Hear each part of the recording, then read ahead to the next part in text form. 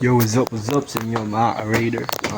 Ayusin natin yung Raider 150 kasi yun like gumagalaw yung sprocket niya. Ayusin natin siya, guys. So yun, pag gumagalaw yung sprocket ng motor niya. Yan gumagalaw. Yan, gumagalaw. Wait lang. Kasi gumagalaw siya kasi gumagalaw konti. May foreplay siya konti. Ganito lang yung gagawin nyo.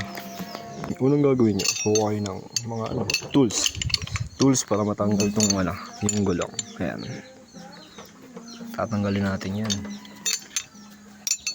guys.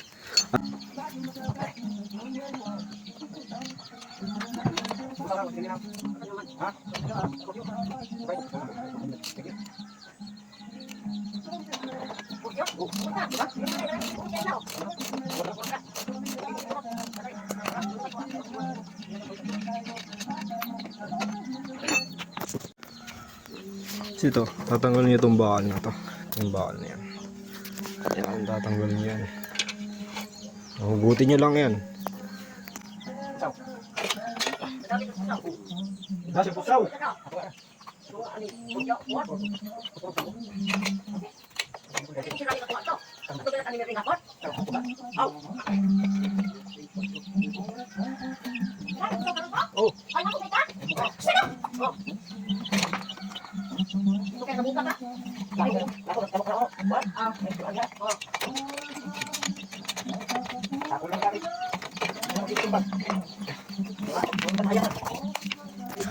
Ayan siya, ayan.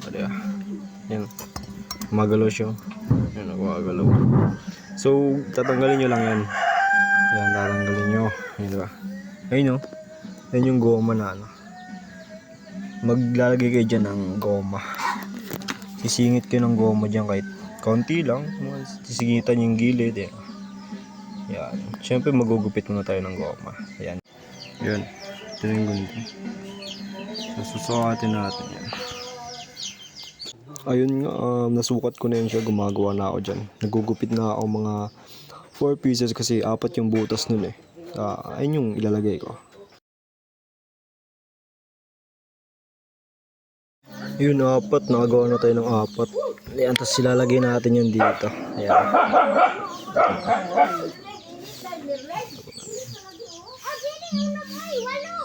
Ito dyan ganyanin natin yan. Yan, isa-isa. Dito din. Wait lang. Yun ako na. Ayan, nalagay ko na yan. Nalagay ko na lapis. Nalagay ko yung sprocket. Walang linis sa linis, wala na. Ayan siya. Ano ko din nalagay? Wait lang. Shit, skip. Wait lang. Nalagay ko na. Wala nang galaw Wala nang galaw. Ang galaw yan. Ang galaw. Hindi yung gagalaw. Yeah, okay. Goods. Tapos kakapin natin yan.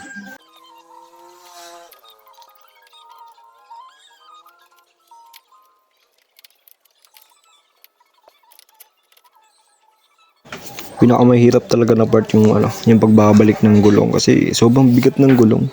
Nahihirapan talaga dyan kasi wala din akong katulong. Yan, nahihirapan ako. Like sobrang tigas kasi marami kang pang ilalagay Like mahirap ipasok kasi masikip. Huy!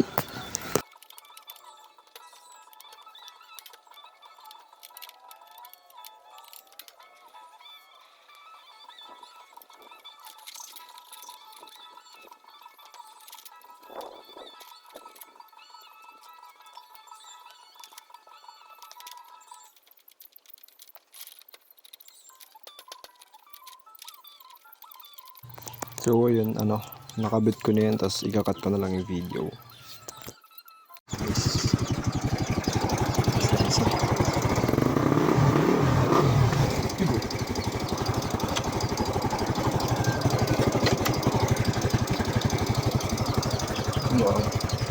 Okay na gagawin, hindi siya gumagalaw.